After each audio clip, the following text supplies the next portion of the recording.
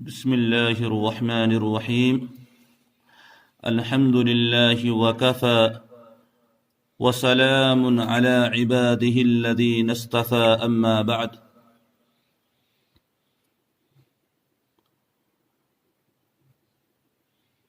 کیا آپ جانتے ہیں کہ اللہ تبارک و تعالی نے حضرات صحابہ کرام رضوان اللہ تعالی علیہم اجمعین کا امتحان لیا تھا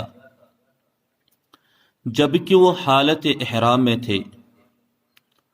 حج و عمرہ کے احرام کی حالت میں شکار ممنوع ہوتا ہے. امتحان اس طرح ہوا کہ شکار کو ان کے اتنے قریب پہنچا دیا کہ اگر ان میں سے کوئی آلہ کے بغیر ہاتھ سے شکار پکڑنا چاہے تو پکڑ سکے. قرآن کریم میں ہے، اے ایمان والو، اللہ تمہیں شکار کے کچھ جانوروں کے ذریعے ضرور آزمائے گا جن کو تم اپنے نیزوں اور ہاتھوں سے پکڑ سکو گے تاکہ وہ جان لیں کہ کون ہے اس کو دیکھے بغیر اس سے ڈرتا ہے. پھر جو شخص اس کے بعد بھی حد سے تجاوز کرے گا وہ دردناک سزا کا مستحق ہوگا. اس زمانے میں بھی ایسی ہی آزمائش اور امتحان بکثرت آ رہا ہے. البتہ اس کا اندازہ اور طریقہ کچھ مختلف ہے. وہ کیا ہے، کیسے ہیں؟ آج سے تقریباً 10-20 سال پہلے فحش تصاویر، ناجائز ویڈیو کلپیں وغیرہ کا حصول کافی حد تک دشوار اور مشکل ہوا کرتا تھا، لیکن آج کل موبائل اسکرین یا کمپیوٹر کے بٹن کو ہلکا سا ٹچ کرنے سے یہ سارے مناظر آنکھوں کے سامنے آ جاتے ہیں. اللہ تبارک و تعالی ہمیں اس سے بچائے. اللہ تعالی کے ارشاد کو یاد کیجیے اور غور فرمائیے. لِيَعْلَمَ اللَّهُ مَن يَخَافُهُ بِالْغَيْبِ. اللہ تعالی جاننا چاہتا ہے کہ کون کون اللہ تعالیٰ سے غائبانہ ڈرتا ہے. تنہائی میں اپنے جسمانی اعضاء کی خاموشی و بے زبانی سے دھوکے میں نہ پڑو، اس لیے کہ ایک دن ان کے بولنے کا بھی وقت آنے والا ہے. قرآن میں ہے، آج ہم ان کے منہ پر مہر لگا دیں گے اور ان کے ہاتھ ہم سے بات کریں گے اور ان کے پیر ان کے کرتوتوں کی گواہی دیں گے. اللہ تعالیٰ کے ارشاد کو پھر سے ذہن نشی کر لیجئے.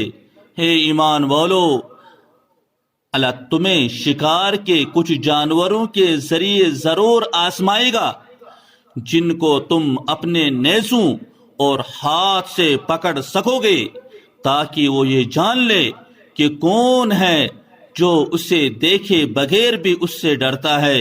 پھر جو شخص اس کے بعد بھی حد سے تجاوز کرے گا وہ دردناک سزا کا مستحق ہوگا.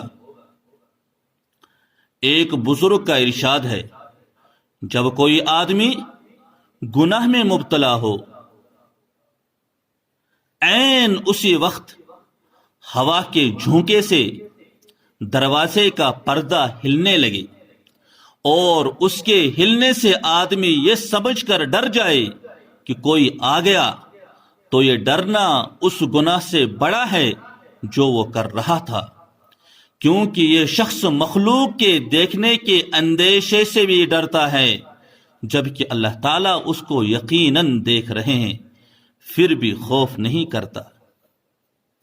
کوئی شخص تصاویر دیکھنے میں مشغول ہو اور دروازے پر کچھ آہٹ محسوس ہو تو اس کی کیا کیفیت ہوتی ہے؟ کلیجہ منہ کو آ جاتا ہے. سانس رک جاتی ہے اور دھڑکن تیز ہو جاتی ہے، پھر وہ اپنا کمپیوٹر بند کر کے دروازہ کھول کر دیکھتا ہے تو وہاں بلی ہوتی ہے۔ اللہ تعالیٰ اس سے بھی زیادہ قریب ہے، پھر اس کا خوف ہمیں کیوں نہیں؟ آدمی اور اس کے موبائل کی ناجائز اور رسوا کن حرکتوں کے درمیان اللہ کے دھیان کی دیوار کے سوا کوئی دوسری چیز حائل نہیں۔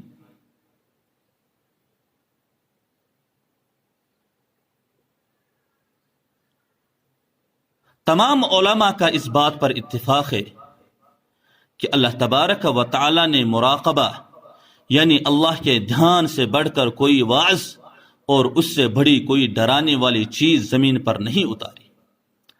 پس جس نے اس مراقبے کی دیوار کو ڈھا دیا اس نے بڑی جسارت کا مظاہرہ کیا، اور اللہ تعالیٰ کو جسارت دکھلانا بڑی خطرناک چیز ہے۔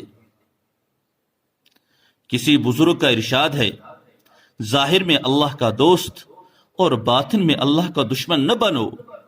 اگر ایک طرف ہم یہ کہتے ہیں کہ اس زمانے میں پہلے کی نسبت حرام کاموں تک رسائی بہت آسان ہو گئی ہے، وہیں ہمیں یہ بھی جان لینا چاہیے کہ اس زمانے میں ترک حرام سے جتنا اللہ کا قرب حاصل ہوگا، حرام چھوڑنے سے جتنا اللہ کا تقرب حاصل ہوگا اتنا کسی اور چیز سے حاصل نہ ہوگا۔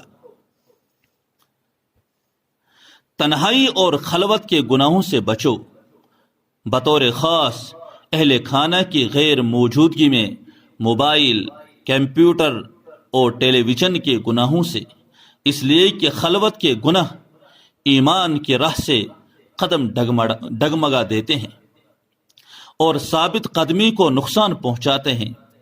تنہائی کی عبادت کو لازم پکڑو، تم اس سے اپنے نفس کی شہوات کی پکڑ میں آنے سے بچا سکو گے۔ اگر تم زندگی کی آخری سانس تک ایمان پر جمے رہنا چاہتے ہو تو خلوت میں مراقبہ یعنی اللہ کا دھیان، اللہ کے دھیان کو لازم پکڑو۔ ابن قیم رحمت اللہ علیہ فرماتے ہیں، خلوت کے گناہ راہ حق سے متزلزل کرا دیتے ہیں اور عبادات سے ثابت قدمی نصیب ہوتی ہے۔ بندہ اپنی خلوت کو جتنی زیادہ پاکیزہ رکھے گا، اللہ تعالیٰ قبر میں اس کی تنہائی کو اسی قدر شاد و آباد رکھے گا۔ رہا معاملہ قیامت کے دن کا تو سنو، حضرت ثوبان رضی اللہ تعالی عنہ سے مروی ہے کہ نبی کریم صلی اللہ علیہ وسلم نے ارشاد فرمایا، میں اپنی امت کے کچھ لوگوں کو اچھی طرح جانتا ہوں جو قیامت کے دن مکہ کے پہاڑوں جیسی نیکیاں لے کر آئیں گے، لیکن اللہ تعالیٰ ان ساری نیکیوں کو اکارت کر دیں گے۔ حضرت ثوبان رضی اللہ تعالی عنہ نے عرض کیا، اے اللہ کے رسول صلی اللہ علیہ وسلم، ان کے کچھ اوصاف و علامات ہمیں بتلا دیجئے، کہیں ایسا نہ ہو کہ بے خبری میں ہم بھی انہی میں سے ہو جائیں۔ حضور اکرم صلی اللہ علیہ وسلم نے فرمایا، سنو، وہ تمہارے ہی بھائی ہوں گے، تمہاری جنس اور نسل کے ہوں گے، وہ تمہاری ہی طرح رات کی نیکیوں کو حاصل کریں گے، لیکن جب اللہ کی حرام کردہ چیزوں کے ساتھ خلوت اور تنہائی کو پائیں گے تو ساری حدود توڑ کر رکھ دیں گے۔ موبائل ایک بینک لاکر کی طرح ہے، موبائل فون ایک صندوق ہے، بالفاظ دیگر بینک لاکر ہے۔ اب آپ کو اختیار ہے کہ ان میں نیکیاں جمع کر کہ آپ ان میں نیکیاں جمع کرو یا برائیاں۔